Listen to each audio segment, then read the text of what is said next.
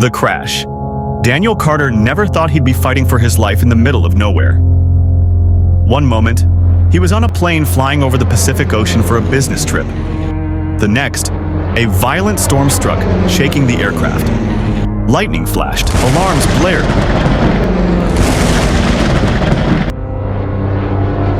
When Daniel woke up, he was lying on a beach, waves gently pulling at his legs.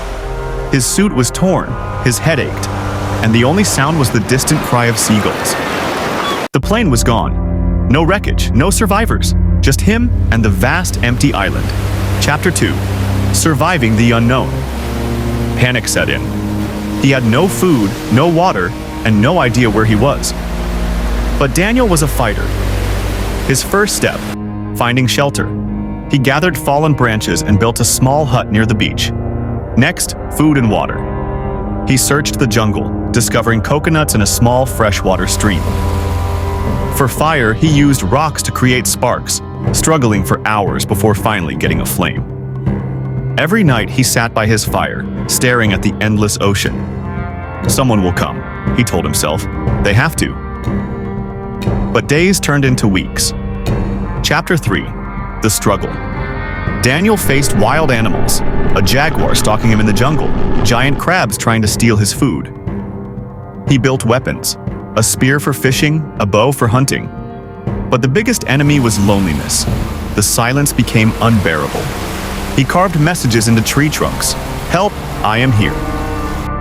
Chapter 4. The escape plan. One day, as he climbed a cliff to get a better view, he saw something on the horizon, a ship. Hope surged through him. He ran back to the beach and built a massive fire, adding green leaves to create smoke. But the ship didn't see him. It passed by. Desperation hit. I can't stay here forever, he realized. So he made a plan. Using logs, vines, and cloth from his ruined suit, he built a raft. It took weeks, but finally, he was ready. With deep breath, he pushed it into the water. Chapter 5. The final battle. The ocean was merciless. Waves tossed him around, sharks circled, and a storm nearly destroyed his raft. For 3 days he drifted, exhausted and dehydrated. His body was weak, but his spirit refused to break.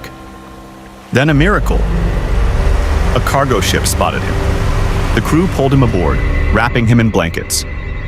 "You're lucky to be alive," one of them said. Daniel looked back at the island, his prison, his home, his greatest challenge.